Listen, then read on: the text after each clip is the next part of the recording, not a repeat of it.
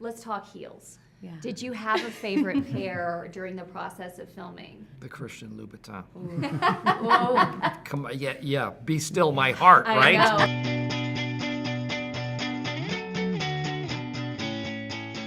Welcome to the Local Lens. I'm Greer Howard. And I am Beth Keener. And today we are stoked to be sitting down with Steve Carell and director Robert Zemeckis from the film Welcome to Marwen. You know, Robert, for you, let's talk about the importance. Why was it so important to you to be able to make this movie and to be able to tell this story?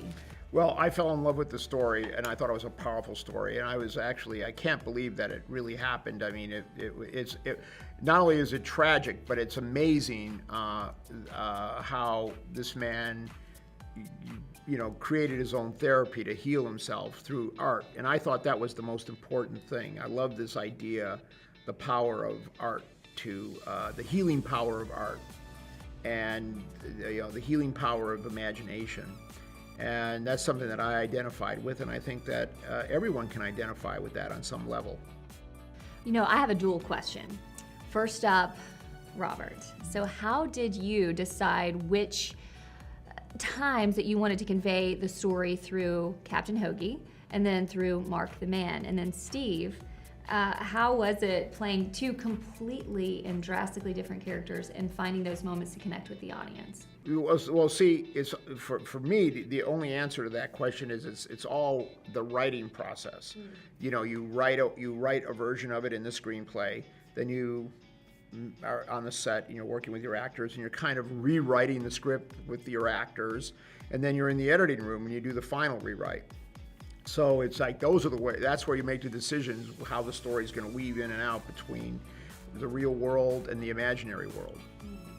And the character that Mark imagines himself to be in this imaginary world is named Captain Hoagie. He is the heroic version of himself, and of very close to who I am in person.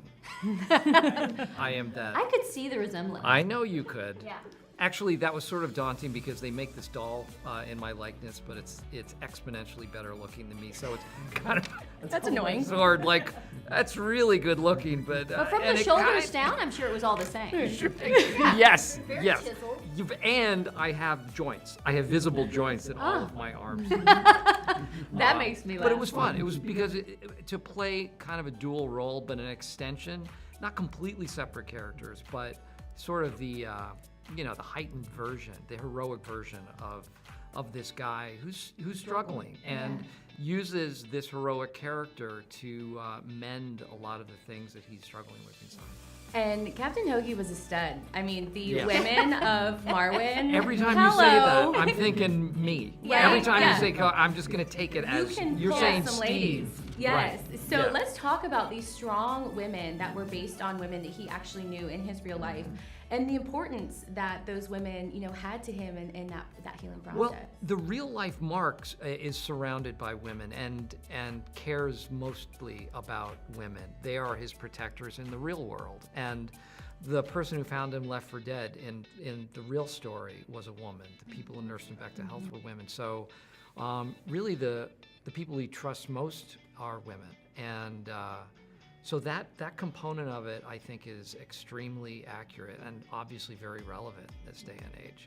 Well, okay, so I'm very interested, and Greer and I talked about this, in the capturing of Captain Hoagie, because so much of it was imaginative, obviously. And let's be honest, as much as we want to envision you in your exposed joints and super chiseled, you were in a onesie in front of a green screen.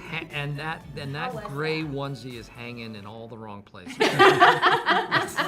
So walk us through how you connect. I mean, you're already in a fantastical world, so how do you two create this very compelling story while you're working in those type of circumstances? Well, it's the script. It's from this man's imagination, and that's what helps as an actor when you're in a onesie in the middle of a room with nothing in it, to imagine what's going on around you and to you're with other actors, but you don't have any props, you don't have any sets. So this is the person who paints that picture for you. Right.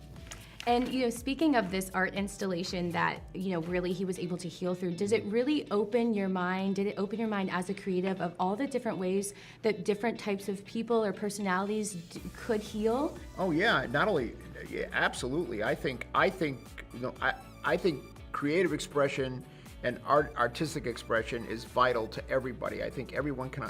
If you're singing in the church choir or baking cupcakes or building a model railroad set, whatever you're doing, it's vital to your spirit. It's vital to your life, and I think everyone can identify with that, and that's why we're always why art is so important to human beings. We have to have it. Lastly, let's talk heels. Yeah. Did you have a favorite pair during the process of filming? The Christian Louboutin. Whoa. Come on, yeah. Be still my heart, right? I know. Do you have any appreciation for women and the heels that we wear? I can't overstate how difficult that was. I Yeah. practiced for months before I started shooting. They sent heels to my house. I walked around my house. My kids look kind of side-eyed at me. What part is Dad doing now? And it was really difficult. And I talked to my wife about how do I balance.